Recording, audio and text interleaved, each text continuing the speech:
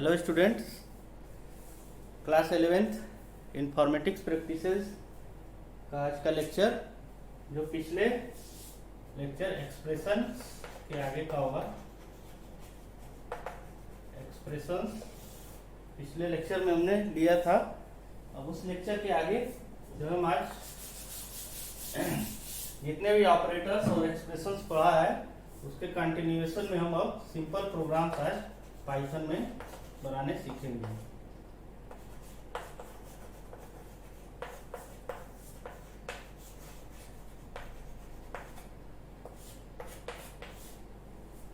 तो simple Python programmes बनाने के लिए जो कुछ इंपॉर्टेंट चीजें हैं उनको हम पहले देख लेते हैं। तो पाइथन प्रोग्राम के लिए हमको सबसे पहले डेटा या वेरिएबल्स की जरूरत होगी। ठीक है, तो वेरिएबल जो है हम इंटीजर, फ्लोट, स्ट्रिंग, बुलियन इनमें से किसी भी टाइप के वेरिएबल्स दे सकते हैं। उसके बाद कैलकुलेशंस हम यूज करेंगे, सिंपल कैलकुलेशंस यूज करेंगे और फिर उसके बाद हम प्रिंट स्टेटमेंट का यूज करेंगे। प्रिंट स्टेटमेंट जो है वो आउटपुट स्टेटमेंट है पाइथन में, प्रिंट स्टेटमेंट का भी यूज करेंगे। तो कोई भी वेरिएबल लेने के लिए हम क्या स्टेटमेंट का यूज करते हैं उसको पहले आज हम देखते हैं। कोई अगर वेरिएबल हमको लेना है और इसको एक स्टोर करना है तो फॉर एग्जांपल अगर हमको कोई एक वेरिएबल सैलरी लेना है, salary equal to 5000।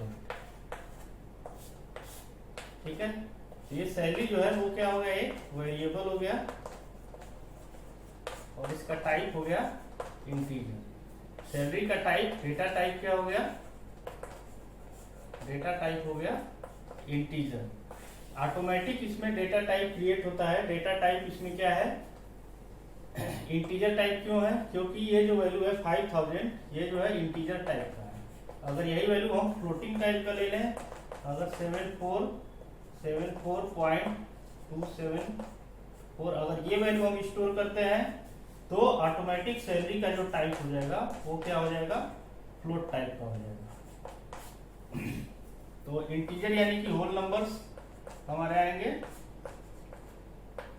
Whole numbers और प्लस और माइनस वाली वैल्यूज भी जिसमें इंटीजर जिसको बोलते हैं, और फ्लोट में डेसिमल वाली वैल्यूज स्टोर किए जाता है। तो ये हो गया वेरिएबल का डिक्लेरेशन, जहां जरूरत होगा उसको लेंगे। ये तो डायरेक्ट जो है इनिशियलाइजेशन, इसको हम लोग क्या बोलते हैं, इस स्टेटमेंट को इनिशियलाइजेशन बोलते हैं।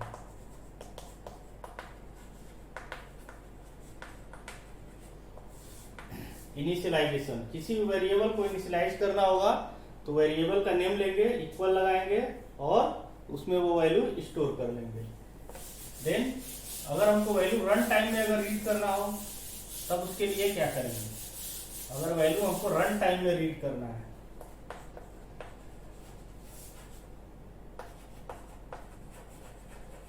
इंटीजर टाइप की वैल्यू के लिए क्या लिखेंगे,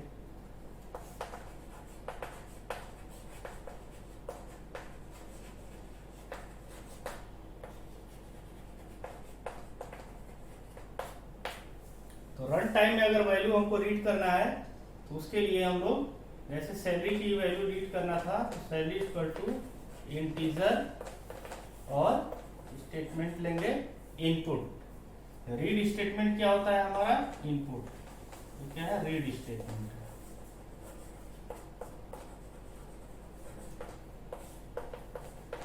ठीक है, उसके बाद इंटर सैलरी। ठीक है, salary equal to integer input enter salary. ठीक है, इसका मतलब क्या होगा कि जब इसको हम स्टेटमेंट को रन कराएंगे, एग्जीक्यूट कराएंगे पाइथन में, तो पाइथन में जैसे ही एग्जीक्यूट कराएंगे हमसे क्या पूछेगा, इंटर सैलरी, और यहाँ कर्सर ब्लिंक होने लगेगा, यानी कर्सर की वैल्यू रन टाइम हमसे रीड करने के लिए बोलेगा। तो यहाँ पे जो भी वैल्यू दे देंगे 5000 वैल्यू दे देंगे तो ये वैल्यू किसमें स्टोर हो जाएगा, सैलरी में स्टोर हो जाएगा। 5000 वैल्यू किस में स्टोर हो जाएगा? सेल वेरिएबल में स्टोर हो जाएगा। ठीक है, तो ये तो तरीका है इंटीजर टाइप की वैल्यू अगर रीड करना होगा। अगर हमको फ्लोट टाइप की वैल्यू रीड करना है, अगर हमको फ्लोट टाइप की वैल्यू रीड करना है तो हम लिखेंगे यहाँ पे float, float input enter salary. ठीक है, तो अब यहाँ पे सैलरी अगर देते 5000 ही देते हैं तो ऑटोमेटिक सैलरी की वैल्यू जो है वो पॉइंट में स्टोर हो जाएगी, यानी कि ये फ्लोटिंग टाइप में इसको कन्वर्ट कर लेगा।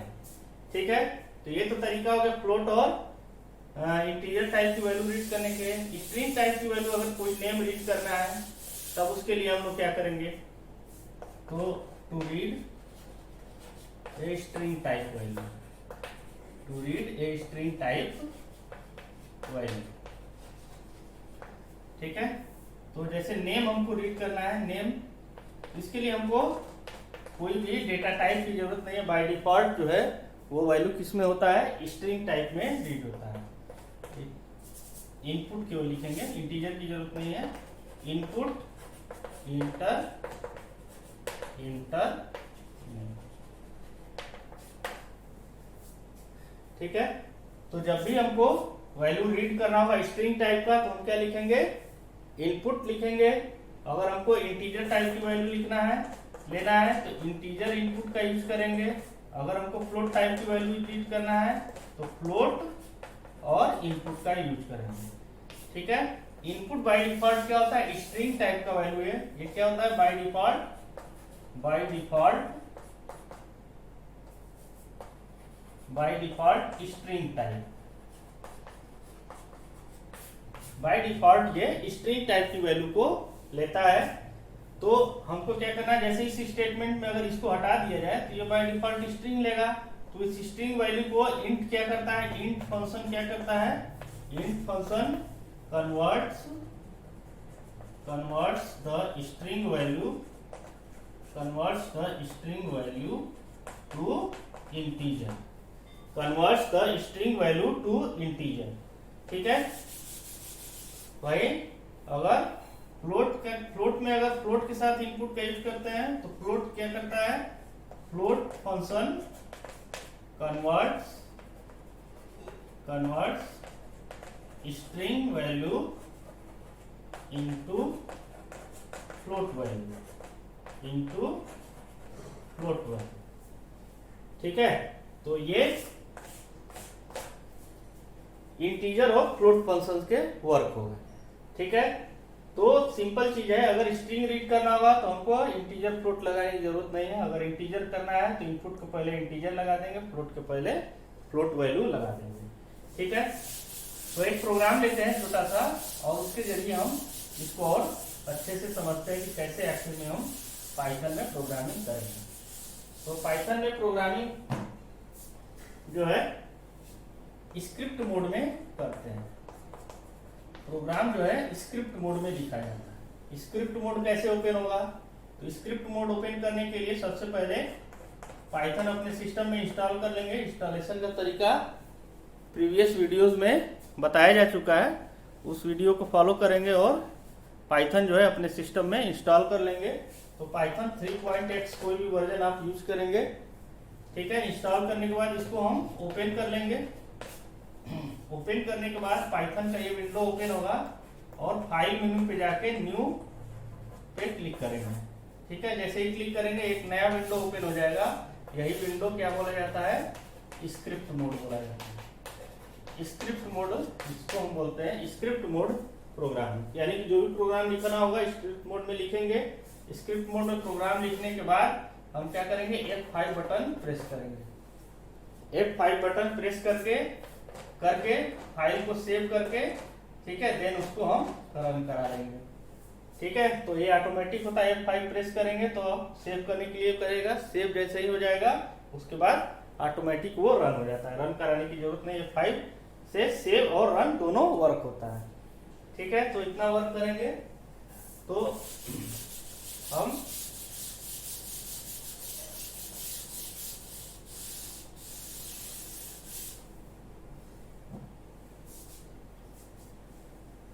अब जो है नेक्स्ट हम लेते हैं एक प्रोग्राम लेते हैं क्वेश्चन में। सिंपल एक प्रोग्राम पहले स्टार्ट करते हैं। Write a program to find the sum of two numbers. सबसे सिंपल प्रोग्राम है पाइथन में। इस प्रोग्राम को कैसे हम बनाएंगे, ठीक है। तो सबसे पहले अपना स्क्रिप्ट मोड हम ओपन कर लेंगे। स्क्रिप्ट मोड हमने ओपन कर लिया। ओपन करने के बाद हम स्क्रिप्ट मोड में प्रोग्रामिंग करेंगे। तो क्या करना है, पहले क्वेश्चन को पढ़ते हैं। Find sum of two numbers. दो नंबर्स हमको चाहिए। तो दो नंबर सबसे पहले हम ले लेते हैं। तो पहले विदाउट रीड हम बनाते हैं। तो एक नंबर मान लेते हैं हमने लिया, एक नंबर हमने ले लिया n1 equal to 10। Second number लिया n2 इक्वल टू 20, ठीक है। देन अब दोनों का समेशन निकालना है, दोनों का सम प्रिंट करना है। तो एक सम वेरिएबल ले लेते हैं, सम equal to n1 plus n2, ठीक है। देन उसके बाद प्रिंट करते हैं, प्रिंट सम, ठीक है। एक सिंपल प्रोग्राम है दो नंबर्स के सम का। तो इसका रिजल्टेंट क्या आएगा, तो ये कोड लिखने के बाद हम क्या प्रेस करेंगे, F5 और फाइल को सेव कर देंगे। सेव करने के तुरंत बाद ये ऑटोमेटिक एग्जीक्यूट कर जाएगा, रन हो जाएगा और स्क्रीन हमारा ये आ जाएगा, ठीक है। यहाँ पे आपको सम की वैल्यू क्या आएगा, n1 की वैल्यू क्या है 10, n2 की वैल्यू क्या है 20। 10 प्लस 20 कितना हो जाएगा 30, यानी सम की वैल्यू हो गया 30। और प्रिंट ये क्या है हमारा आउटपुट स्टेटमेंट, ये है आउटपुट स्टेटमेंट, ठीक। तो आउटपुट स्टेटमेंट जो हमने लिखा है, तो यहाँ से हमको सम की वैल्यू क्या प्रिंट करेगा 30। तो यहाँ पे आपको आउटपुट में दिखाएगा 30, ठीक है। यहाँ पे एग्जीक्यूट होगा और आउटपुट में आपको 30 जो है वो डिस्प्ले में आएगा, यानी कि सम की वैल्यू 30 आ रही है, ठीक। तो ये 30 तो आ रहा है, लेकिन हमको कोई मैसेज वगैरह इस तरह का कोई भी कुछ भी दिखाई नहीं दे रहा है कि ये 30 आखिर में क्या है, 30 क्या है, इसको हम कैसे पता लगाएंगे। तो यहाँ पे कुछ मैसेज भी ऐड कर दें। सम केवल वैल्यू प्रिंट करने से पहले अगर कुछ मैसेज आ जाए कि सम इक्वल टू, इस तरह से एक मैसेज आ जाए सम इक्वल टू 30। मैसेज चाहते हैं कि ऐसे आए सम इक्वल टू 30, यानी हमको पता चले कि ये समेशन बता रहा है 30, ठीक है। तो प्रिंट स्टेटमेंट में हमारे पास ऑप्शंस हैं। तो जो भी मैसेज हमको करना है उसको डबल कोट्स के अंदर लिखते हैं। जो मैसेज हमको लेना है वो मैसेज कहाँ पे होगा, डबल कोट्स के अंदर। तो सम इक्वल टू हमने ये ले लिया और कॉमा लगाएंगे और क्या वैल्यू हमको प्रिंट करना है सम, ठीक है। डबल कोट्स के अंदर जो मर्जी वो स्टेटमेंट आप दे सकते हैं, ठीक है। या यहाँ पे अगर चाहे तो एडिशन इक्वल टू भी लिख सकते हैं। एडिशन इक्वल टू जो स्टेटमेंट आप देना चाहते हैं वो स्टेटमेंट यहाँ पे दे सकते हैं, लेकिन वो डबल कोट्स के अंदर होना चाहिए, या सिंगल डबल या सिंगल किसी में भी रख सकते हैं, कामा सम की वैल्यू यहाँ से 30 लेगा। तो आउटपुट में क्या आएगा, मैसेज में क्या दिखाएगा, एडिशन इक्वल टू ये मैसेज आपका डिस्प्ले में आ जाएगा, ठीक है। तो एक सिंपल प्रोग्राम हमने पाइथन में बनाया। अब इसी को थोड़ा सा हम दूसरे फॉर्म में बनाते हैं। ये वैल्यू तो हमने डायरेक्ट जो है ये क्या किया है, ये दोनों वैल्यू हमने डायरेक्ट जो है रीड किया है। अब इन दोनों वैल्यूज को क्या करते हैं, हम इन दोनों वैल्यूज को रन टाइम में रीड करते हैं। रन टाइम में रीड करके और देखते हैं कि कैसे ये प्रोग्राम हमारा एग्जीक्यूट करेगा, ठीक है। इस प्रोग्राम को थोड़ा सा हम मॉडिफाई करते हैं।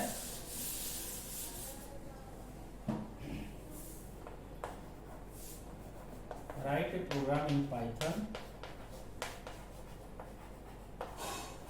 To find the sum of two numbers values read at run time. ठीक है, पाइथन में हम दो नंबर्स का सम का प्रोग्राम बनाएंगे, लेकिन वैल्यूज जो है वो रन टाइम में रीड करना है। तो इसको कैसे बनाएंगे? वैल्यूज रन टाइम रीड करने का हमने तरीका बताया। रन टाइम में कैसे रीड करेंगे? सबसे पहले लिखेंगे इंटीजर, उसके बाद क्या लिखेंगे? इनपुट, देन उसके बाद इंटर फर्स्ट नंबर। ठीक है, इसका मतलब क्या हुआ? इनपुट जो है वो रीड स्टेटमेंट होता है, यानी कि जब इसको एग्जीक्यूट कराएंगे, जब भी इसको एग्जीक्यूट कराएंगे तो इनपुट के जरिए वैल्यू क्या होती है? रीड होती है। ठीक है, तो रीड करेगा किसकी वैल्यू? एन की वैल्यू रीड करेगा। मैसेज क्या आएगा? इंटर फर्स्ट नंबर, यानी इंटर फर्स्ट नंबर, और उसके बाद कर्सर ब्लिंक होगा, जो वैल्यू दे देंगे वही वैल्यू n1 की हो जाएगी। इसी तरह से n2 को भी रीड कर लेते हैं। इनपुट इंटर सेकेंड नंबर, दो नंबर्स हमने रीड कर लिया। अब क्या करते हैं? इन दोनों का समेशन हमको निकालना है, तो उसके बाद का वर्क हमारा सिमिलर है। Sum equal to n1 plus n2, then उसके बाद प्रिंट कर देते हैं sum of n1 and n2 equal to sum. ठीक है, तो ये आपका रन टाइम में हमने वैल्यू रीड करके, रन टाइम में वैल्यूज को क्या किया? रीड किया, और उसका समेशन हमने प्रिंट किया। तो जब इसको एग्जीक्यूट कराएंगे, इसका आउटपुट चेक करते हैं, आउटपुट कैसे आएगा। ठीक है, आउटपुट में क्या आएगा? Inter first number. सबसे पहले फ्रंट पे जब जाएंगे, आउटपुट रन के लेने के लिए F5 प्रेस करेंगे और सेव कर लेंगे फाइल को। तो inter first number, inter first number, यहाँ पे हमने फर्स्ट नंबर इंटर कर दिया। फॉर एग्जाम्पल हमने दे दिया नंबर 5। देन उसके बाद क्या पूछेगा? इंटर सेकेंड नंबर, हमने दे दिया 7। ये n1 की वैल्यू हो गई 5 और n2 की वैल्यू हो गई 7। अब क्या होगा? आउटपुट में क्या आएगा? सम की वैल्यू यहाँ से क्या होगा? 5 प्लस 7, यानी कि सम की वैल्यू स्टोर हो गया 12। तो क्या प्रिंट करेगा? Sum of n1 and n2 equal to, इस तरह से रिजल्ट आएगा। तो यहाँ वैल्यू क्या है? यहाँ पे फिक्स नहीं है। हमने क्या किया? रन टाइम वैल्यू लिया और उसके अनुसार इसको एग्जीक्यूट कराया। ठीक है, तो एक सिंपल प्रोग्राम हमने देखा, दो नंबर्स के सम का पाइथन में प्रोग्राम हम कैसे एग्जीक्यूट कराएंगे। ठीक है, अब एक और प्रोग्राम लेते हैं।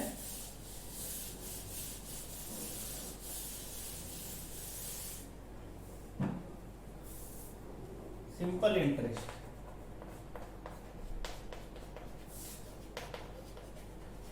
अभी एकदम सिंपल प्रोग्राम हम लोग बनाएंगे।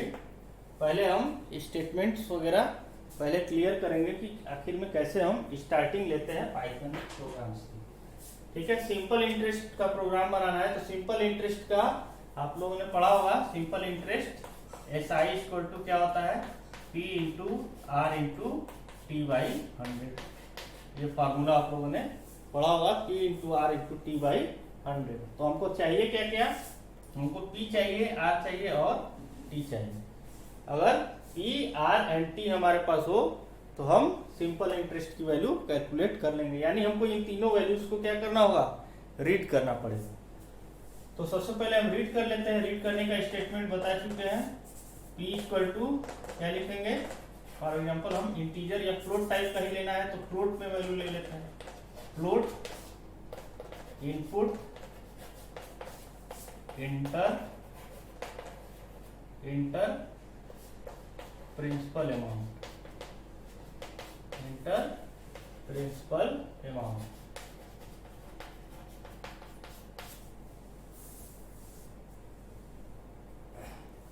ठीक है, देन आर की वैल्यू मान लेते हैं। फ्लोट में हमने रीड कर लिया।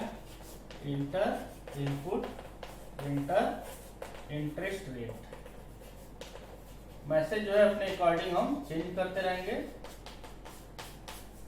ठीक है, हमने मैसेज फर्स्ट केस में क्या दिया, इंटर प्रिंसिपल अमाउंट, जो वैल्यू देंगे वो पी में स्टोर हो जाएगा। इंटर इंटरेस्ट रेट, जो वैल्यू देंगे वो आर में स्टोर हो जाएगा। And T input inter time. ठीक है, हमने तीनों वैल्यू को क्या किया, रीड कर लिया। अब क्या करना है हमको, सिंपल इंटरेस्ट सीधा सीधा कैलकुलेट करना है। फॉर्मूला हमको पता है, S I equal to P into R into T divide by 100। ठीक है, इनटू का सिंबल ऑपरेटर्स में आप लोग को बताया जा चुका है। इनटू के लिए हम लोग स्टार का यूज करते हैं। ठीक है, एस्ट्रिस या स्टार इसको बोलते हैं। तो हमने सिंपल इंटरेस्ट कैलकुलेट कर दिया। आप सीधा इसको प्रिंट करा देते हैं। प्रिंट स्टेटमेंट हमारे पास है, प्रिंट सिंपल इंटरेस्ट इज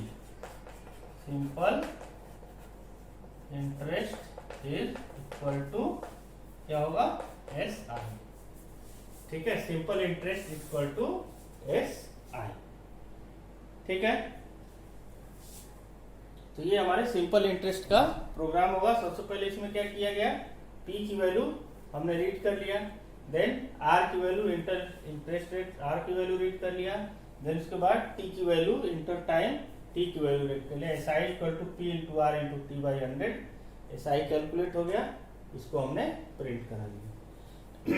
तो ये सिंपल प्रोग्राम हमने बनाया सिंपल इंटरेस्ट का। ठीक है,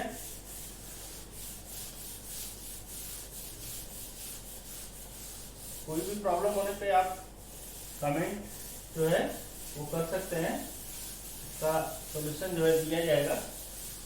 ठीक है,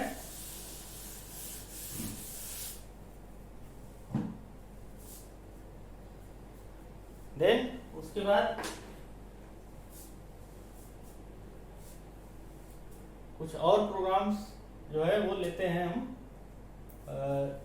फॉर एग्जांपल हमको कैलकुलेट करना है एरिया ऑफ रेक्टेंगल।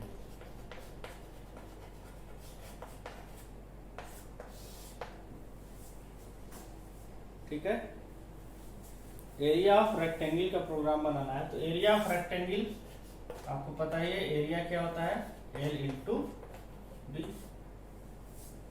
ठीक है, rectangle, area of rectangle and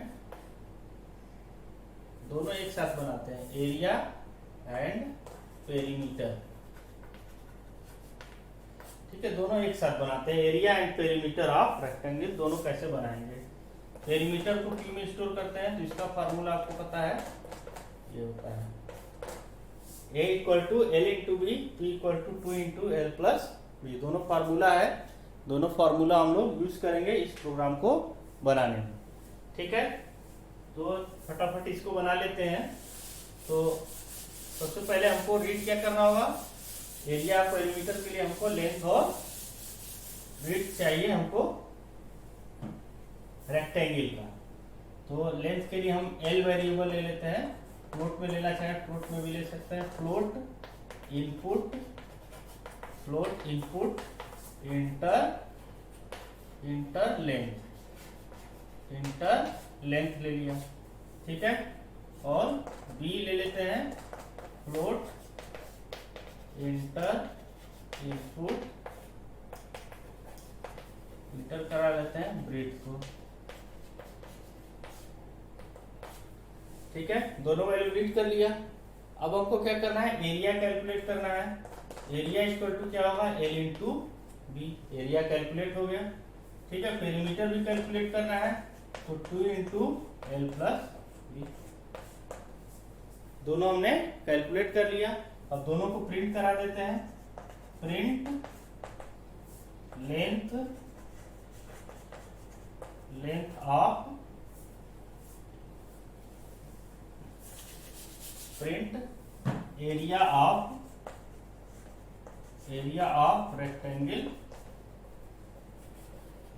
rectangle equal to L and print perimeter of rectangle equal to, ठीक है। तो दो ऑपरेशन हमने एक साथ प्रिंट करा लिया, ठीक है। प्रिंट स्टेटमेंट जो है हमने दो बार करा लिया, ठीक है। पहले में हमने क्या किया, ए की वैल्यू जो कैलकुलेट किए थे एल इंटू बी, उसको हमने डिस्प्ले करा लिया, और दूसरे में P equal to 2 into L plus B, उसको हमने डिस्प्ले करा लिया, ठीक है। तो एक ही प्रोग्राम में मल्टीपल हमने ऑपरेशंस जो है वो शो करके दिखाया कि कैसे हम पाइथन में इस वर्क को करेंगे, ठीक है। देन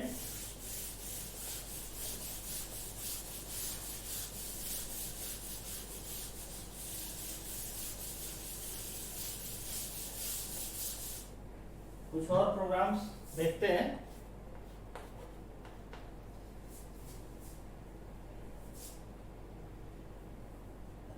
अगला जो प्रोग्राम है वो अगर हमको फॉरेनहाइट टू सेंटीग्रेड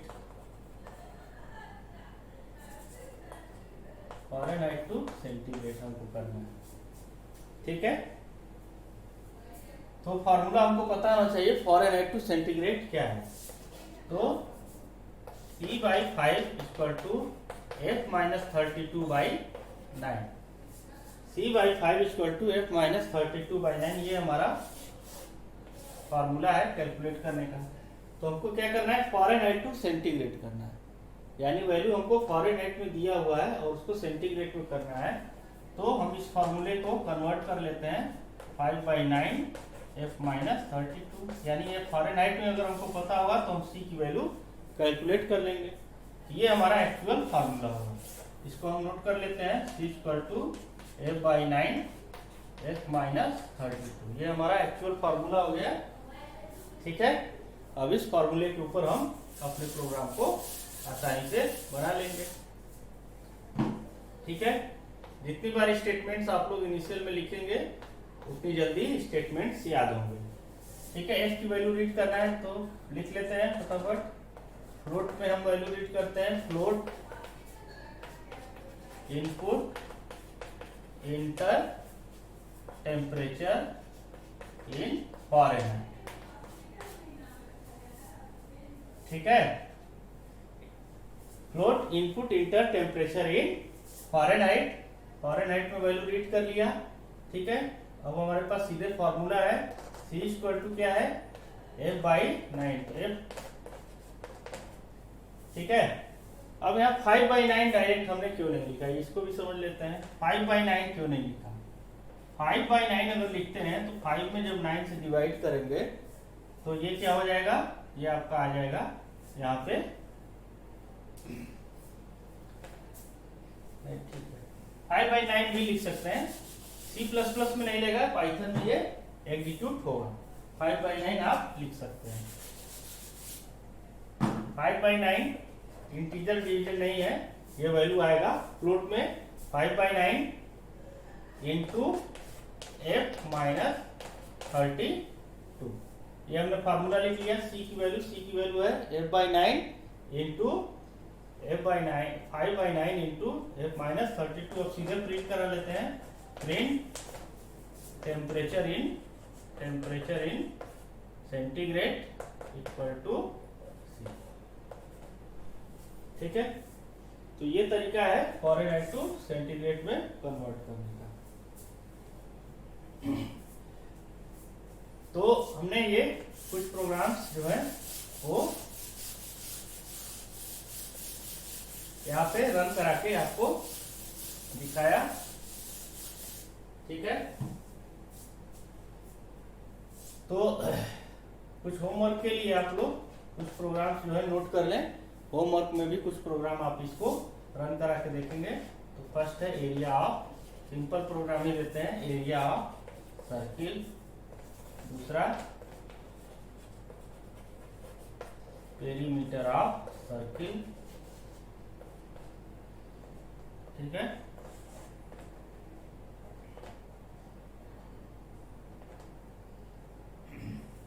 और find percentage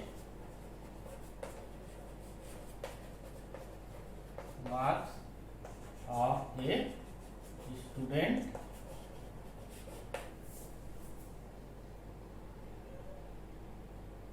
by in 5 subjects,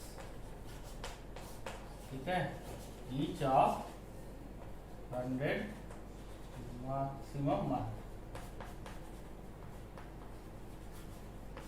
ठीक है। परसेंटेज फाइंड आउट करना है एक स्टूडेंट का 5 सब्जेक्ट्स में, ठीक है। क्या है कि हर सब्जेक्ट जो है वो 100 मार्क्स का है, जितने भी नंबर पाता है उसके अकॉर्डिंग हमको परसेंटेज कैलकुलेट करना है।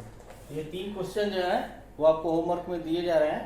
इन क्वेश्चन को आप जो है इसको ट्राई करेंगे, सेल्फ जो है ट्राई करेंगे और अपने सिस्टम पे इसको एग्जीक्यूट कराएंगे। नेक्स्ट क्लास में हम जो है ये सभी प्रोग्राम को कंप्यूटर पे प्रैक्टिकली जो है आपको रन करा के ये डिस्प्ले कर देंगे कि ये कैसे जो है हम इसको रन कराएंगे, एग्जीक्यूट कराएंगे। तो आज का वीडियो जो है यहीं पे फिनिश करते हैं। नेक्स्ट क्लास में इसका प्रैक्टिकल हम देखेंगे और प्रैक्टिकली हम इसको चेक कर लेंगे कि ये हम लोग जो बनाया है वो एक्चुअली एग्जीक्यूट कर रहा है कि नहीं कर रहा है। तो उससे आप लोग को थोड़ा सा और सुविधा हो जाएगी, आसानी से आप इसको रन करा सकते हैं, ठीक है। तो थैंक यू फॉर टुडे।